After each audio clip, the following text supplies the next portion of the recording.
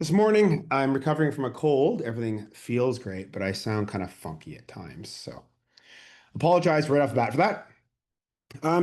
Hello again. I'm Bruce Calder. I'm the VP of Consulting Services here at Claigan. I'm your host today, the new restricted substances.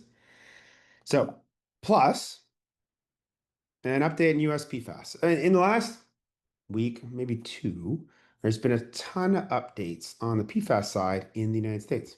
So I'm going to talk all about that. First of all, before I get into chemistry and regulatory and stuff, this is a good one for a lot of regulatory people from Scott Metzger. Um, and when you look at some of the when we to get to the New Mexico PFAS, this might be a pretty fitting image. So I'm going to talk a bunch of chemicals, new restricted chemicals, DVD, PE. You're going to be hearing a lot about it. It's super common in electronics. Dechlorine Plus, which is less common and has been regulated on and off since 2018, but it's got a bunch of new regulations. UV328, you're probably looking at UV328 right now. I mean, not just what's on the screen, the actual polarizers in your LCD screen will be UV328. The bisphenols, especially under the California name PP bisphenols, which I find kind of funny in a childish way. I'm going to talk critical minerals. But before I get into that, now added newer content is an update on the US Tosca PFAS, Minnesota PFAS, and New Mexico PFAS, where New Mexico is probably the most confusing, complicated, involved one, intrusive one of the three. So I'm going to talk about all that.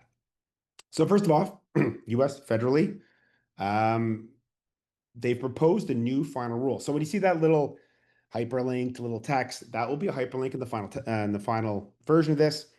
There are proposed exemptions from the U.S. federal TSCA PFAS reporting. It'll come out in December, but there's a draft version of the proposal right now, and that link will go to it.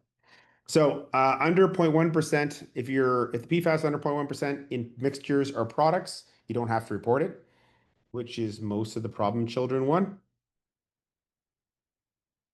Um, Also, imported articles are exempted, which is pretty well everybody. So, a lot of you, if you have fridges or computers or laboratory equipment or whatever, and we're going to have to report PFAS, they're looking at exempting it. Now, it's not the rule yet. They want to make it the rule, and they still have to go through a rulemaking process, but that's the plan right now. So, the plan right now is really to exempt most things from reporting from PFAS and only the obvious stuff. So, reporting and byproducts, impurities, non-isolated intermediates, which is pretty well all under 0.1% anyways, are all being exempted. Now, the proposal has to go through a full rulemaking process. And again, if the law says they have to do X and they did Y, it won't pass. But they have the ability to change their own rules. And if it's one of their own rules and it doesn't contravene the law itself, they can do it. So theoretically, articles are supposed to do the same thing as chemicals. That's their only weak point in it. But we'll see how it goes. So right now, the way it looks is imported articles, which is the main bulk of the people listening here, won't have to report PFAS federally. And there's a link there if you want to look at the details. I'm still has to go through a rulemaking process, consultation, etc. Um, but it looks like that one's pretty well off the board for most people. Minnesota writes theirs a bit differently. It's actually kind of sensical in a way. It just creates confusion to people who are not used to it, which includes me in some ways. So imagine normally we have a legislation like federally Section 1502 of Dodd-Frank, conflict minerals, or Tosca Frank-Lautenberg for the EPA. And the SEC or EPA, or in this case, the Minnesota Pollution Control Agency, are given responsibility to create a rule based on the legislation. And they can create that rule if they follow the legislation. If they don't, or the rules that empower them, it can be struck down in court. And that happened with conflict minerals. There's a lot of court cases on that. I'll change the screen a bit here. A lot of court cases on that and conflict minerals, and it changed the rule a bit. Minnesota skips the middleman. They take their rules to an appellate judge right away. So they start the court challenge immediately. So there were six, the appellate judge found six deficiencies that need to be completed before reporting. And there's a whole summary of it. And if you're a quarterly update customer, um, we explain the whole thing. But the main one of the main ones that can be complicated for them is the annual recertification. It's actually not in the legislation. They may not be able to keep that one. Otherwise, the most of the other pieces are pretty easy for them to complete, especially when one of them was compare how they're not double reporting with US TSCA, but the federal TSCA is taking everybody out of scope. That makes it super easy now. So the US TSCA making that change actually makes the Minnesota PFAS deficiency correction easier for them. Now, this was expected, not necessarily which ones, but Minnesota planned for this. So they're like, the July 2026 reporting is still on target. They just have to fix these six deficiencies. But they haven't said much on it. So we reached out, and you can reach out too. They're pretty good at communicating. Might take a day or two, but they're pretty good. We had a direct discussion with them. Reporting still due July 1st. They're like, nothing's changed. We're not even really focusing on the deficiencies right now. We're focusing on the guidance. The guidance is more time sensitive for reporting. We have to get the guidance in place so companies know, especially about how to report function, stuff like that. So their main focus is on the guidance because they don't have to provide the corrections to deficiencies until February. That's a new month. February 24th. They're hoping to publish in advance, but they don't have to. The guidance is the current main focus. So we talked to them and said, that's really cool. Why don't you tell that to everybody? And they're like, good point. We should probably actually publish this. So they're going to do some public announcements soon, but everything's on track for July 1st. The biggest blocking point from their perspective is the guidance. So they have to get the guidance out and then get the deficiencies corrections out. They don't see the deficiencies correction as being a time blocking item. They'll have to do it. It still has to be done right. But they see the guidance as a more important time issue right now. Really identifying a company, especially when you might be looking at PFAS data and people are generally doing Minnesota PFAS wrong. They're getting really deep into the component level where you really have to look about how you're grouping your products together because you report and recertify at the product level. And it's not how many units you sold, it's the function. So you're gathering the function and you're going like, I don't know what functions to gather, which is a bit of a problem with guidance. If you don't use the EPA function list to start with and go from there. So reporting still due July 1st, 2026, only 7 months away. If you need help, reach out. You definitely want to be looking at how you're grouping your products. We often get this big like soup of PFAS data from somebody. I'm like, how have you put it together with your product grouping? How have you done that? Anybody that's done testing is a million miles ahead. Anybody's done testing with us, everything's already squared away from them. It might be just rejiggering the functions pull down, but they've been done for a long time for Minnesota. Huge advantage. A lot of people doing data now have to try to put it together, and they're going to be a bit surprised. They might have to redo it all again. It's actually pretty guaranteed because if you're doing the data gathering, you haven't gathered function, you probably might have to redo the whole shooting match again. And meanwhile, you really need to figure out how you're handling products. So Minnesota's on track, and it's going to be your first major reporting still in the United States. New Mexico is a bit complicated because part of it seemed like it didn't impact most of you, if not any of you. So they have a reporting section, which has a very limited scope. They have a restriction, but it's very, very limited scope. It's like very specific consumer products, like food contacting, Teflon and food contacting pans, which, by the way, is completely benign and safe. They have some science gaps. Anyway, so does a lot of people. And labeling is new. Well, the labeling requirement's always been in the legislation, but without any clarity or detail, it hasn't had the same attention. But it's new. The link goes there to their presentation, the labeling. It affects everyone. It's a little complicated though. Everyone's affected, but there's ways to get exemptions from it. So first, who's exempt from reporting? I love their pictures. The bottom right one is actually a bit more complicated than that. I do like the seventh one, watercraft and aircraft. It's one of my favorite pictures. Not sure how the lightning bolt electricity sign is semiconductors.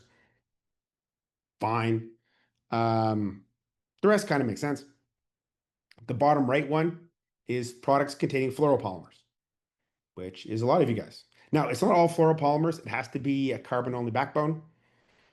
So fluoroacrylics are a bit of a complicated problem because they're not. So medical, a good example for you guys, public water testing equipment, lots of you guys. Products containing fluoropolymers. Most of your PFAS uses are fluoropolymers. The main fluoropolymers, PTFE, FKM, FFKM, ETFE, FEP, all of those are exempt from reporting. And then non-consumer electronics, which again is a huge amount of you. So if you're doing fluoroacrylic coatings on fabric, you're probably still reporting. You have a PFAS in a bucket of chemicals, you're still reporting. Pretty well everyone else is out. It's pretty good. Now, New Mexico PFAS labeling is the complicated part. The labels are pretty drastic. You see down the bottom, the product and packaging. It's like caution associated with environmental impacts and health effects such as cancer. PTFE is not. Most of the fluoropolymers are not. They're not related to the problem. So trying to explain this often to the authorities is like, okay, imagine you send your kindergartner off to school and you put your food in a plastic dish. They're like, that's PFAS? I'm like, no, that's polyethylene. You have a polyethylene food container. Awesome. And it's safe. Yes. You send your kids every day to it. Yes. Okay. That's an alkane. Alcohol is also alkane related, like the same material type. The difference is no age group. But your alcohol, rum, is very different, even though it's the same family from your food dish you sent to, and they don't become one another. I mean, they're related if you draw them on a piece of paper, but your children's food dish is not going to become alcohol. After they eat lunch, they don't have nap time in the afternoon because they're three sheets to the wind. They have nap time because they're young and small, and I'm jealous. But that's different. So same with PFAS. The Teflon or PTFE and related chemicals on your frying pan is the same material as polyethylene. It's just more so. It's more chemical resistant. It's more temperature resistant. It's more friction resistant. It's more chemical. It reduces less things. It's just more. PTFE is polyethylene, but more. PTFE's main lesser replacement is polyethylene. They're the same thing. It's just the fluorine ions are more electronegative, so it's more so. It doesn't have the chemical that are found in the PFAS found in humans or water. It's unrelated. The PFAS alcohol, the PFOA family, yeah, they affect your kidneys like your alcohol does. And they're dangerous, but they're quite different. Your Teflon doesn't degrade into PFOA. This is a bit of a problem where a lot of people are getting the science from journalist majors. And we believe quite a bit of it originally, but we have a lab, and that allows us to like cheat and actually test things. So, like, we have a project right now testing every Teflon pan in Canada, and none of them have anything bad in them. They're actually quite benign. But you still have to do label. There are exemptions from labeling if you're reporting exempt. So you're not automatically exempt from labeling if you're exempt from reporting. So in certain non-consumer contacting situations, you can apply for exemption from labeling. There are also additional rules for labeling of durable complex goods. Refrigerators, basically anything with a circuit board, anything complicated. So you can apply for exemptions from labeling if you have an exemption from reporting. If the manufacturer can demonstrate the consumers of the product, which I don't know if that includes repair technicians, patients, workers. Good question. We asked that today. Will not come into direct contact with intentionally added PFAS when the product is being used as intended and throughout the useful life of the product. Okay, so easy one. Microchip, inside a microchip package. They often use PTFE as an anti-bleed agent and part of the adhesion of the chip to the back. Nobody's ever going to touch that in their intended use. Therefore, you should be able to apply for an exemption, but you're not automatically exempted. You're going to have to apply for it. What we do is we take the Minnesota data, which we basically completed for most companies. We've done testing with this. The Minnesota data is squared away, other than maybe rejiggering the functions. Then we take the data, we flip it, and we know what we're going to apply for an exemption. So we already know the component types and the function and whether or not it's going to be human contact or anything like that. And then you apply for that exemption. There's going to be a website to do that. There isn't yet. You can contact them directly, but it's going to be eventually through a form you fill in and submit. But you have to apply for it. So this is a big thing you're going to have to be doing next year. But you really need your Minnesota stuff squared away so you can do this stuff. You haven't finished your Minnesota stuff now? You're really gonna get on that. It's grouping it to the products is much harder than you think. You're gonna need to know the function. Fortunately, on the testing side, that's easy. If you're on the data gathering route, you're gonna have data that doesn't connect well, and you're not gonna have function most of the time. So you're gonna might have to redo it, the whole thing. Um, yeah, for both Minnesota and New Mexico. Because for the exemptions, again, you need that kind of data. So durable goods, product that is manufactured good, composed of 100 or more manufactured components, which I think a circuit board starts to add up pretty quickly, with an intended useful life of 5 years or more, where the product's typically not consumed, destroyed, or discarded after a single use. If it lasts 5 years, I'm pretty sure it's not single use. It's not like a nuclear bomb. Um, Actually, I guess that would be more than 5 years lifetime and single use. But uh, so durable goods have more reporting requirements. You need to have the symbol and disclosure on the product specification sheet. You need to have an internet website or QR code link to the New Mexico Environmental and Med website. I always think that's medical, but it's not. It's New Mexico Environmental Department. I guess it's written at the bottom. That makes it easier. On PFAS, so you need that in the spec sheet or insert, and the operation and maintenance manuals have to include, this is amazing, statement indicating presence of PFAS and the component list in sufficient detail to locate the components. What component types have it? It's like doing skip, but better. So this is one of their examples. This is for a motor vehicle, and it's got motor vehicles have some pretty crazy Prop 65 warnings on the left. Don't forget, by the way, your Prop 65 warnings for normal products need to identify the carcinogen and reproductive toxin in your warning by 2028. It's something you want to handle pretty soon. By the way, a lot of companies are like, oh, we just have this bland warning. Do you need a warning? Do you know what the warning needs for? Believe it or not, and we'll talk about in a moment, most people have warnings are being devastated right now in Prop 65 because the warning's not for the right thing or in the right place. We'll talk about that in one of the later chemicals. Um, And the warning, the new warning is like this. This is their example. This is a vehicle one, is made with PFAS chemicals or contains components made with PFAS chemicals. PFAS are a family of chemicals, exposure to which now it should be exposure to some of which are associated, because not all of them. Some of them are the safest things on Earth, with negative health and environmental effects. The following components of this vehicle contain PFAS. Could be like brake pads, they wouldn't, wiring, so on and so forth. Coax connectors, etc. So that's what that's what is needed in this. I could see this being challenged quite a few times. Now, if you apply for an exemption, you don't have to do this. Well, sorry, if you apply for an exemption and it gets accepted, you don't have to do this. And you want to do it early because if you're going to change your product labels for Jan 1st, you need to get your exemptions in. Because if you think about how long, if you don't get them all through, or not all of them, how long does it take you to change all the text in your manual and get them reprinted? And can you do it by Jan 1st of next year? 2027, not 2026. So it's something you want to get in front of. And the way you do it is you do Minnesota one properly, and then you re-vector into this. So I wouldn't drag your heels on the Minnesota side. Of course, Minnesota, you need function. When in doubt, just talk to us about Minnesota. We're really good at it. If you've tested with us, everything is squared away. It's just a matter of when the guidance from Minnesota comes out, the functions are re-identified. We might have to change your pull-down menus, but that's it. And then reconfiguring for New Mexico will take work, but it's already planned for. And a lot of you, the work hopefully is going to be applying for exemptions. Okay, so that's the PFAS changes a lot in North America, or US in particular, in the past week or two. DBDP is one of the newest heavily regulated chemicals. You're going to be hearing about it a lot. It's decabromodiphenylethane, DBDP. It's there on the right. It's a very common flame retardant, if not the most common brominated flame retardant. It's primarily in heat shrinks and connectors. It's nearly identical to the ROHS banned DecaBDE. And you can see they're chemically very similar. There's a difference. One has an extra carbon in the middle, or paracarbons, and then one's connected with an oxygen. Otherwise, they're structurally very similar. They work the same way.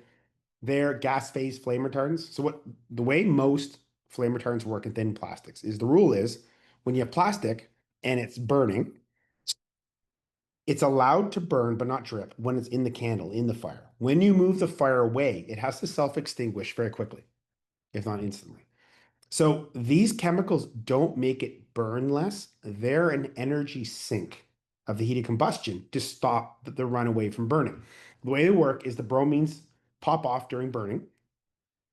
On the plastic, the carbon hydrogens, plastics, carbon hydrogens, the hydrogens pop off and they're very excited. They're hydrogen radicals, very, very excited particles. And they bind with the bromine and create hydrogen bromide or acidic substance. And the bromine's so much bigger, it absorbs a lot of the excess energy from the excited hydrogen. Now, it doesn't absorb enough, so it has to react again with antimony or antimony, which comes from antimony trioxide. So it reacts with antimony. Antimony is a much bigger molecule. It sinks even more of the energy into the bond, and that's how it damps out the heat of combustion. It just basically sucks up the combustion energy into hydrogen bromide bonds and then in bromine antimony bonds. And that they work the same way. And that's why they're covered in bromine because they want to maximize how much bromine's released during burning down the whole plant. They're chemically inert for the most part. They don't hurt humans, but they do bioaccumulate. And so they're all bioaccumulants. So the way it's being regulated, very common. It's not whether your product, if you have a complex electronics like a laptop or a dishwasher or whatever, you have DBDP. It's just how many times. It's not whether you do or don't, you do. It's really, really common. But, a lot of your components are brominated flame retardant. There are other ones too. When we're testing for DECA-BDE or DBDP, we can see some of the other ones. There are many others out there, but this is probably one of the most common. By the way, before I forget, if you have any questions, feel free to submit in the Q&A. Again, sorry about my voice a little bit. Still a bit recovering. It seems fine, except for when it's not. So DBDP in the European Union is now a REACH SVHC as of November 5th. So this year, there are 3 SVHC list updates. They're planned. The decision on this one was in October. It became a new SVHC November 5th. There's a link there. So you're going to have to, since almost all electronics have DBDP, most electronics are going to have to update their SVHC and skip declarations over the next year. Super, super common. It's in a lot of connectors and heat shrink. It's all over the place. In Australia, there's ICHEMS. That's the Australia Industrial Chemicals Environmental Management Standard. Now, a lot of you might not have heard about this. We've also often called it Australia POP. DBDP is restricted in Schedule 6. If you go to that link, it doesn't actually take you to Schedule 6. You have to go and click on Schedule 6, but it'll get you mostly way there.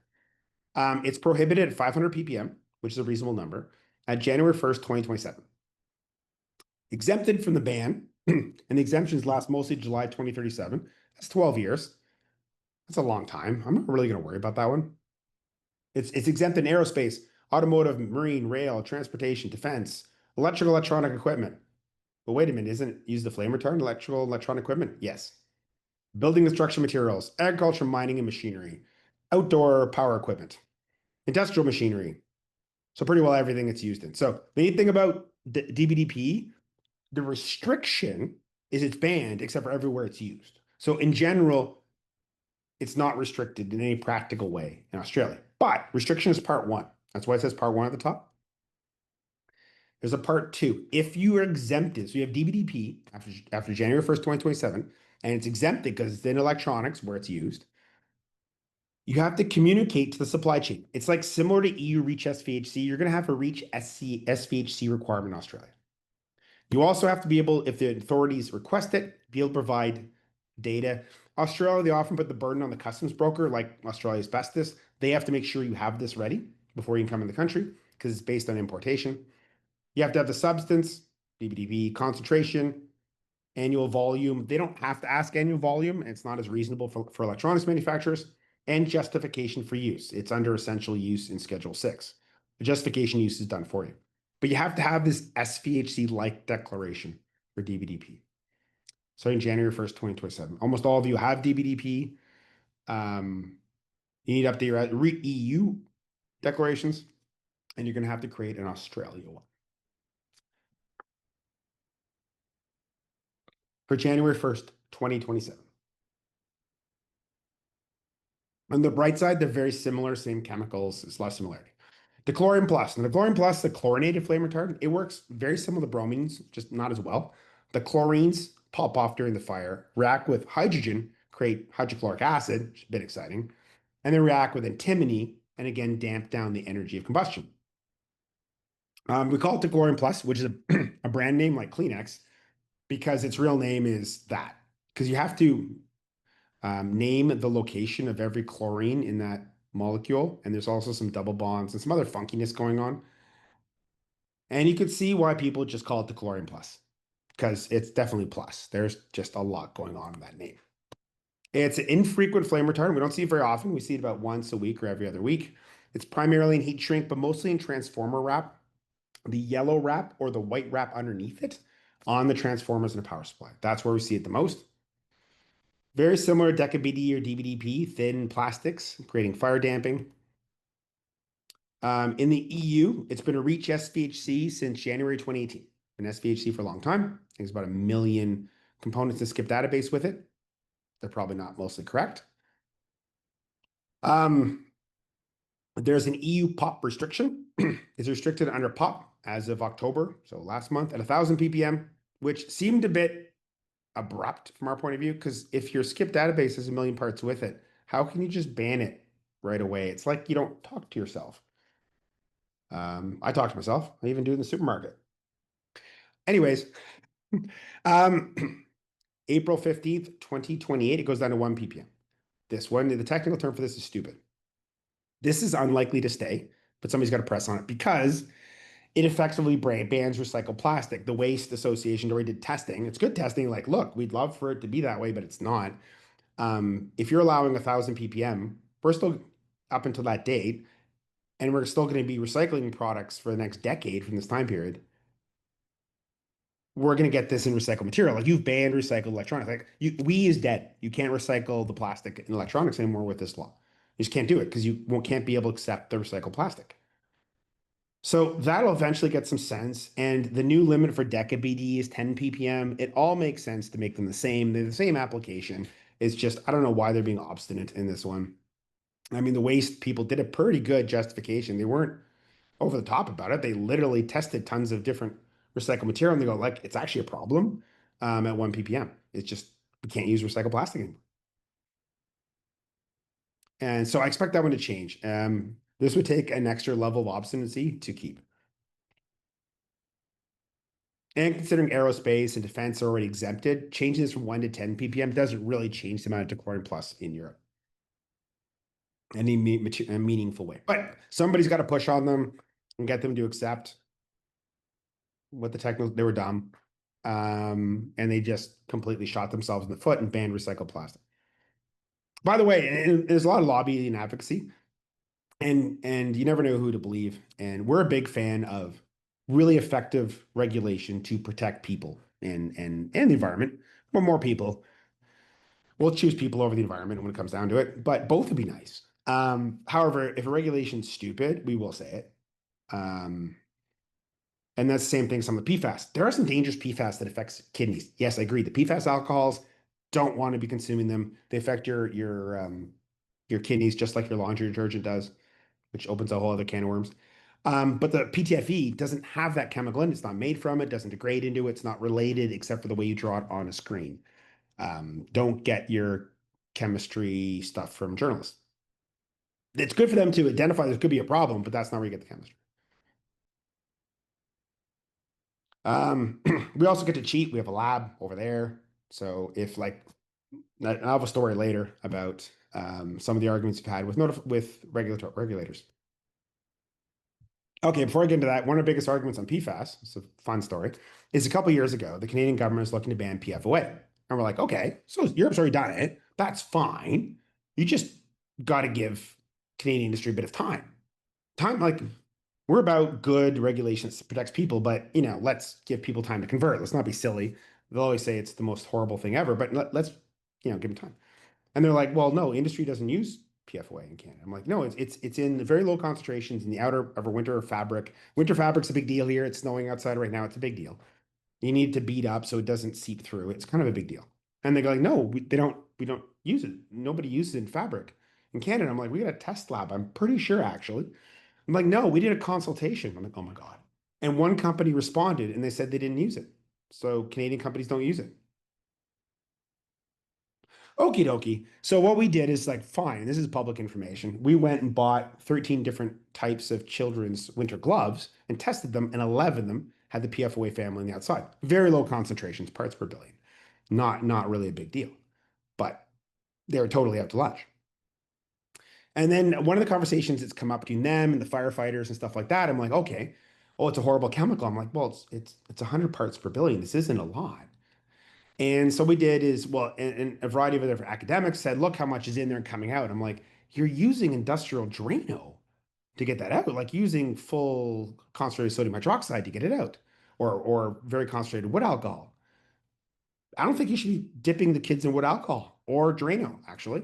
So I don't think this. So what we did is we did the same thing, and there's a science paper we should send out with slides, was coming out in December, where with Sarah Belinsky, she did a great job in it, and we'll give them all the credit when we send out the webinar slides. But we did, okay, let's take real like human sweat, like the best simulated one. It's got water in it. It's got sebum. Sebum is basically fatty oils that come out of your fingers. That's actually what makes non-polar things. Let's actually do wipes and exposures and how much of the PFOA family comes out of the gloves. And none did. We're like, yeah, well, okay, it's very little to begin with. And there's an advantage to being waterproof. They don't actually come out. Sure, if you dip it in concentrated Drano, you're going to get new chemicals that you didn't start with. Um, and so there's a lot of challenges that way, especially on the PFAS side. Now, DeChlorine Plus, back to the topic at hand, it's being restricted in Australia under Schedule 6. Again, if you click on that, it doesn't go to Schedule 6. You have to go to Schedule 6. It's just inconvenient. It's prohibited at on July 1st. Now, they don't have a limit yet, so it would be the STS declaration limit of 1,000 ppm now. In 2027, they may reevaluate that limit. Exempted from the ban, mostly until 2031, is aerospace, defense, and repair parts.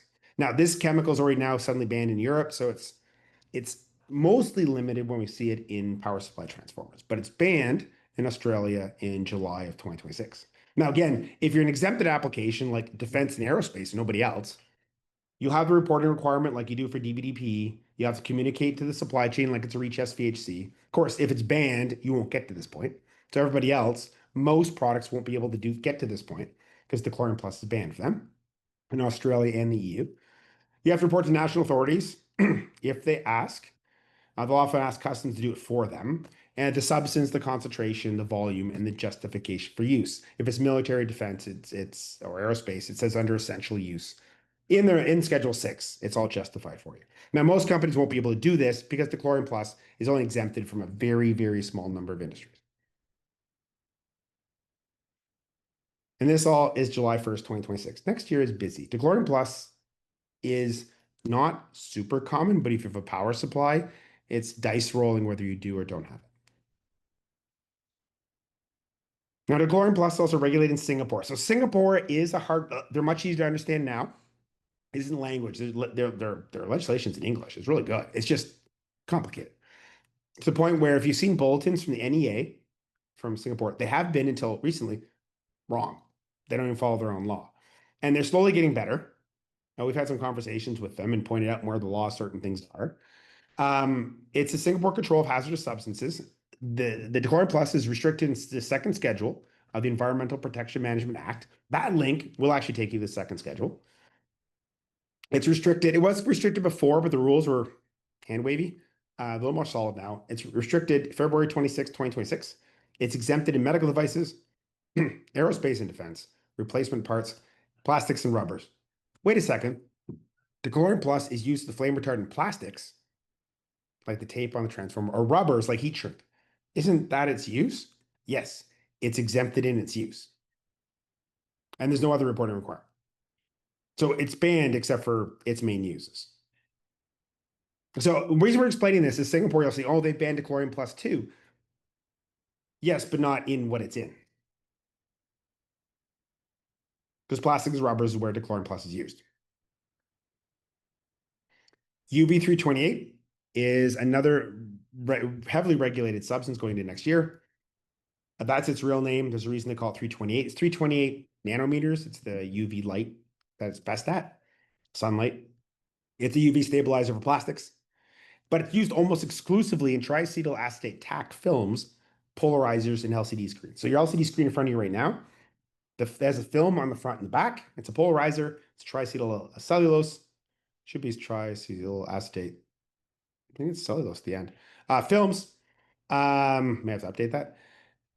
And that's its main use. The only place we ever see it is here at any real concentration. It can be as an impurity in UV 326 at very low concentrations, but unless they get carried away in the legislations, which they do in Europe, it doesn't really matter as UV 326 contaminant. The only place we see it in any real concentration is in LCD screens, and we test for it all the time. They're like, oh, you're just saying that. No, we actually have a lab over there that does, 1,000 parts a day. You notice. UV 328 in the EU, it's a REACH SVHC. It's been a REACH SVHC since December 2014. Of course, if you have data from back then that may or may not be relevant now in 2025. There's an EU pop restriction. It's restricted under pop as of earlier this year at 100 ppm, which is kind of reasonable. Now they do have an exemption for polarizers. 10 ppm in 2027. That's actually fairly reasonable. 1 ppm, not reasonable at all. This is unlikely to stay. Again, it's a problem in recycled plastic, and it's a trace contaminant in the twin. It's got a twin, UV 326. So when we measure UV 328, we see UV 326 and vice versa. They're very, very chemically similar. So UV 326 always has a tiny, tiny bit of UV 328 and vice versa. So this one is not realistic. You just banned recycled plastic. You banned it as a trace contaminant in UV 326, which is UV 326 is pretty common UV stabilizer actually. That one needs some rationalization also. So it's a bit more on the foolish side. So I expect to see some rationalization. Again, somebody has to push on it, and the people involved in this have to be not obtuse. 10 ppm, like they have for DECA, is a perfectly reasonable number. So again, if you have questions about any of these, feel free to fit in the control panel.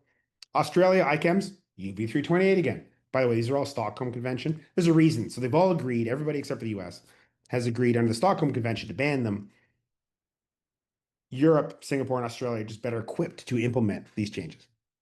So under ICHEMs, it's restricted in Schedule 6, same place. It's again restricted at the SDS limit. Doesn't say that, but until they say it, that's the reporting limit in a safety data sheet, so it's reasonable. 1,000 ppm. They're going to revisit that number in 2027. Exempted from the ban until July 2031, which might not be long enough. Motor vehicles, TAC polarizers, the main use, certain industrial coatings, photographic paper, and repair parts. So its main use, the TAC polarizer, which is the only place we ever see it, is exempted. So until 2031, which is not forever, still 6 years or so, but it's not forever. It might get revisited, but it's in almost every LCD screen we've ever tested has UV 328. It's just the material in the polarizer. Now, again, if you're exempted, you have it in the polarizer, you can still sell your LCD screens, but again, you have to report it. So LCD screens are exempted from restriction until 2031, but the reporting requirement then will kick in. You have to communicate in the supply chain, very similar to EU REACH SVHC.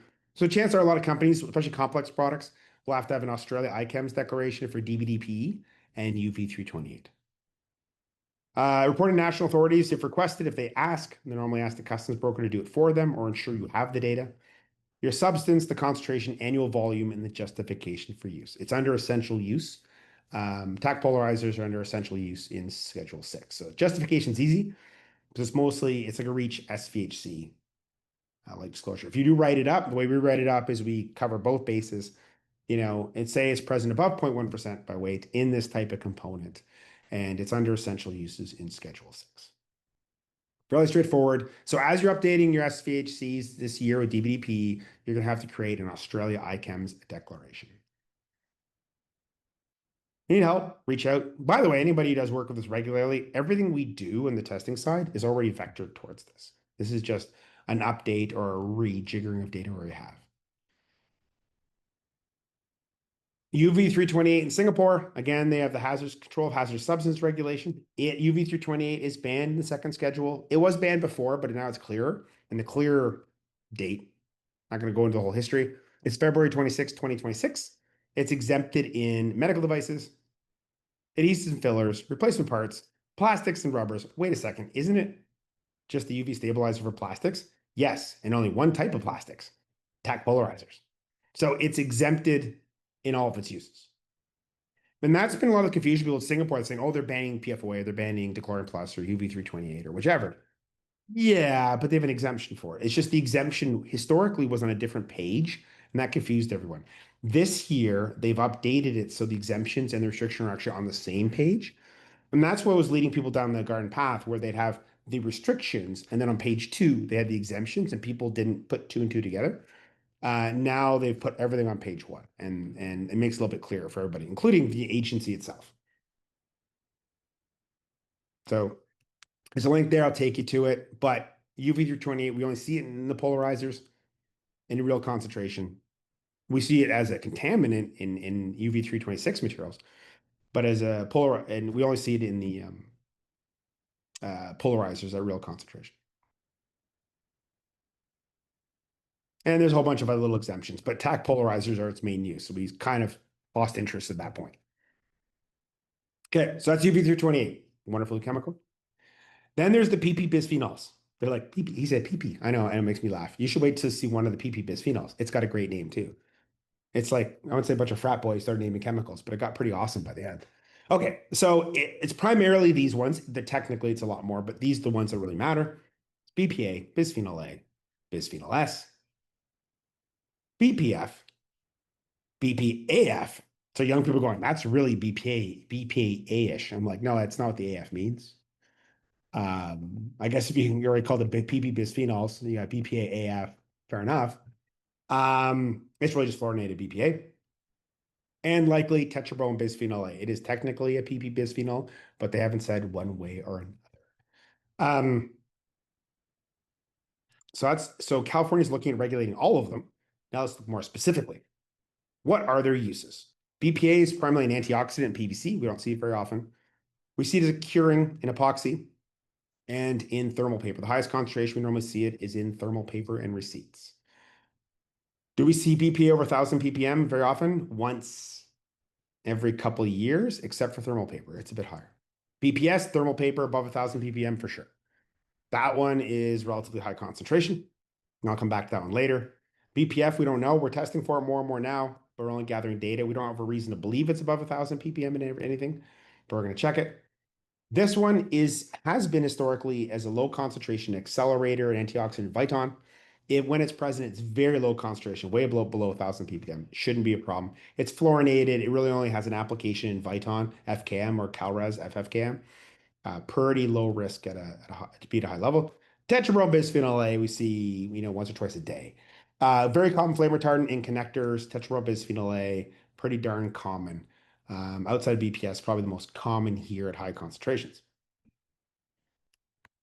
So we test for all five of them all the time. Some of them are newer. BPF is a newer one for us, but we test for them all the time. How are they regulated in Europe? BPA is a reach SVHC, BPS is a reach SVHC. Now there's talk of becoming a restriction, but they're not right now, and there's not really a good path towards restriction for them. So it's a reach SVHC, BPS is a reach SVHC. BPF is on consultation to become a reach SVHC at the end of this year. BPAF is on consultation to become a reach SVHC at the end of this year. And tetrabromine bisphenol A is one of the more common reach SVHCs, period.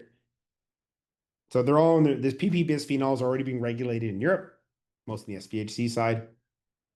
California, this one's already in Prop 65. That one's in Prop 65. These ones are part of the PP bisphenols, but are not in themselves. This one's part of the proposed PP bisphenols, but it's not in itself. This one's a Prop 65 substance.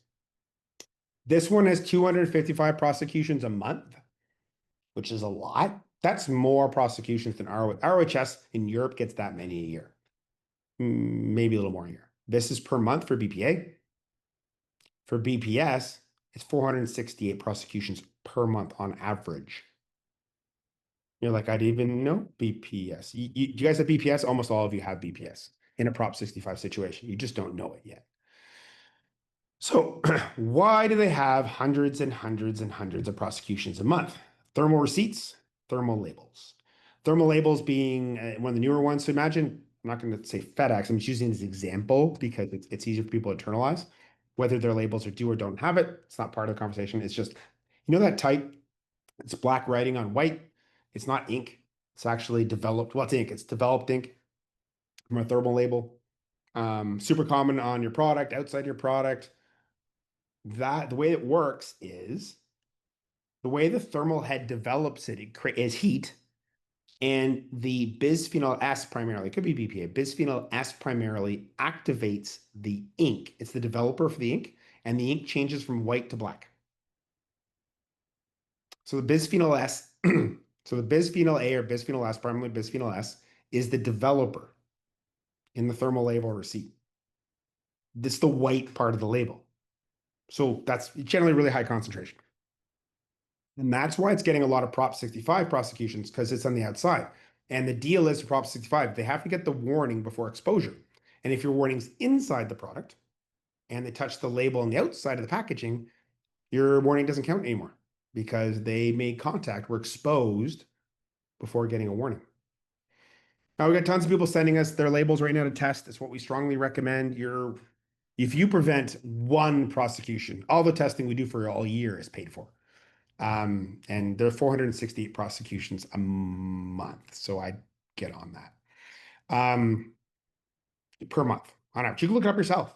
It's spectacular. In other things, in the critical minerals, similar, you might be getting on the conflict mineral side, EMRTs. It's been more regularized this year. It's primarily around the battery regulation, cobalt, lithium, nickel, graphite. It has some historical chemicals, copper and mica, which are from news stories. Goodness, we've been in our old location back then, maybe 7 years ago, about child labor extracting mica from and copper from mines in DRC. So they're gathering data on those, and that one is the same substances. So if you respond to EMRT for one company, it applies to another one. It's like conflict minerals. One thing about the reporting template, it's great. Once you fill it out, then you just provide it to everyone who asks. EMRT is the same. So for 1 year, you choose the same template all year, which is great.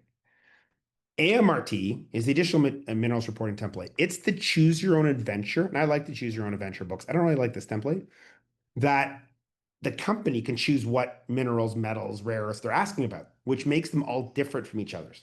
What would be really good is each year the RMI agrees and say, hey, this is the metals or minerals for this year. So everybody asking the questions, asking the same questions. So you're much more likely to get an answer.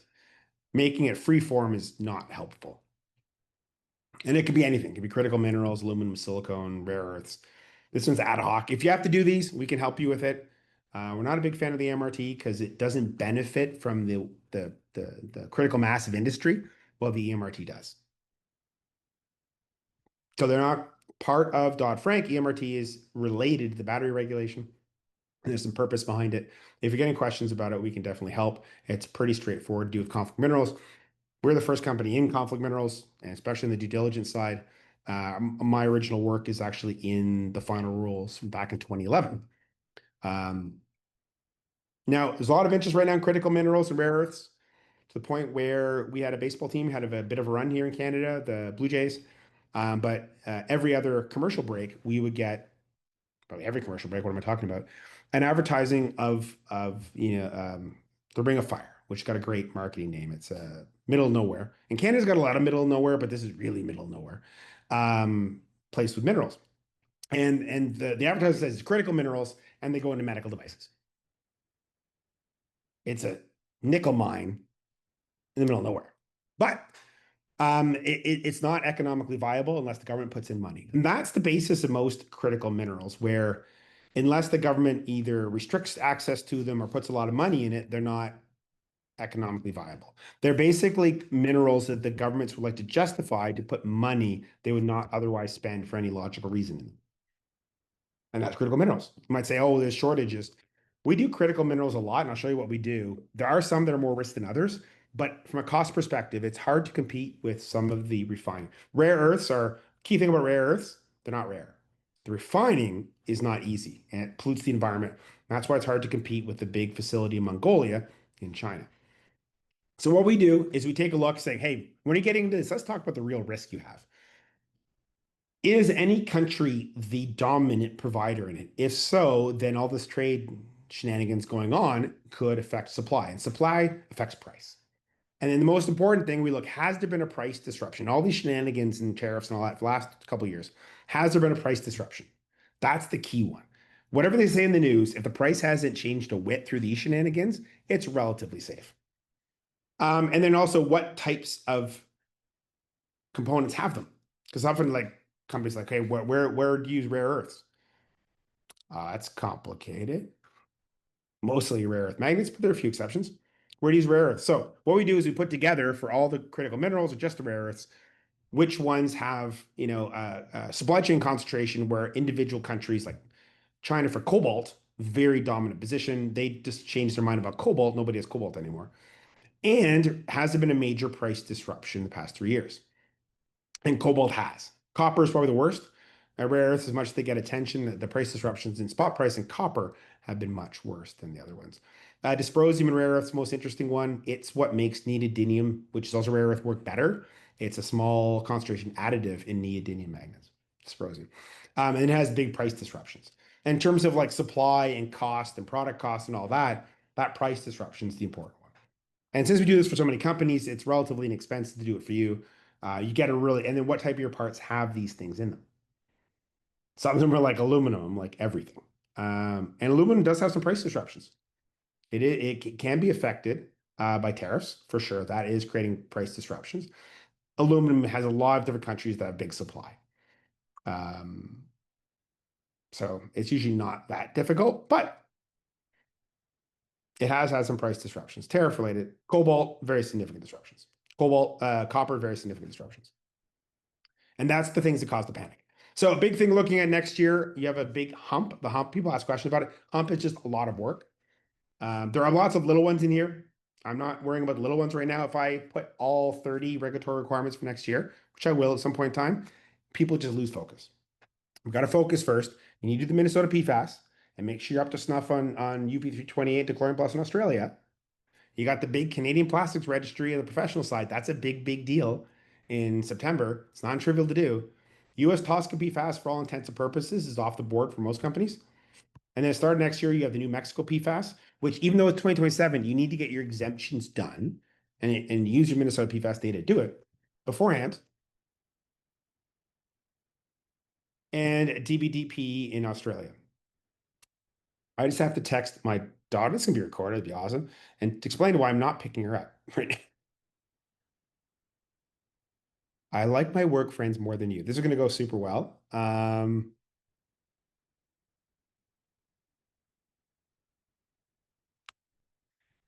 I didn't spell anything right, so I could hand mash on my phone. So we'll see how that goes. Um, so DBDP in Australia too, which for most of you, it's exempted from restriction, but you're going to have a REACH SVHC like declaration. You also have to have the EU REACH SVHC DBDP part squared away. So busy times next year. Don't trivialize how much the Minnesota PFAS A is on time, and it's different than you probably thought. What people are selling you software for is probably not that related to what you have to do. They've made software for US TSCA. It doesn't exist anymore. For the most part, it's Minnesota PFAS. You need to know function. What's your function? Then how you're grouping your products together for reporting. How are you doing that? Then how do you take that component data and flip it around and ask for exemptions that are tangible to New Mexico? So again, we do tons of consulting. We know things on the balance of probabilities. We do lots of PFAS reporting. Very, very good at that. Having a lab helps. We can cut through the chase. Plastics reporting, Canadian Plastic Registry, very, very good at that. Most dominant player in that one. Life cycle assessment, we do that. It's really interesting. We have a huge advantage over most people doing LCAs because most of the problem is getting the data. Once you've done plastics registry and that massive data, doing other materials and then distances and stuff like that is not big deal. There is software and agreed upon constants for everything else. The hard part's the data. We're extraordinary at it. Come talk to us. We're really good at it. It includes the more advanced environmental product declarations, which is the version you want to get third-party certified. Maybe add other impact factors like eutrophication or ozone depletion, or the one I don't necessarily agree with. It's the water depletion one, where your average as, oh, you made a window for your house. Each window poisons 1.5 tons of water in its manufacturing. I'm like, is you sure about that? Anyways, knows the constants. Testing, we do, of course, ROHS, REACH, SVHC, restriction, POP. Prop 65, we're very, very good at it. And it's really efficient. If you want to know whether you have to have a warning or what do you need to put in your warning for 2028, we're the people. We're very, very good at Prop 65. Australia ICAMs, of course, and tons of other things. As well as the conflict mineral side, we've been doing this since before the beginning. We helped write some of the rules. Conflict minerals, of course, EMRT and AMRT, yes. Also critical minerals, rare earths, all that stuff we can help you with. If you need help, reach out. We, is generally know stuff. So I'm gonna get to questions. I probably have to go pick up my daughter at some point. I'm getting that funny feeling on. But I'll do this first.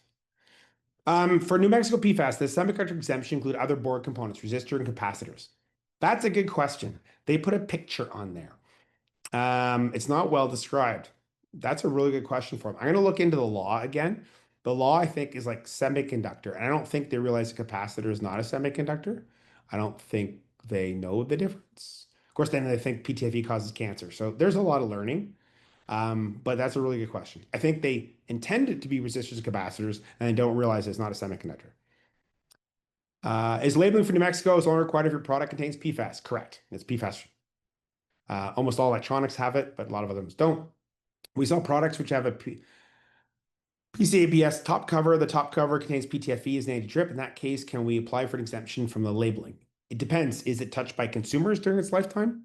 And it's a really good question. Is a worker a consumer? Is a repair person a consumer?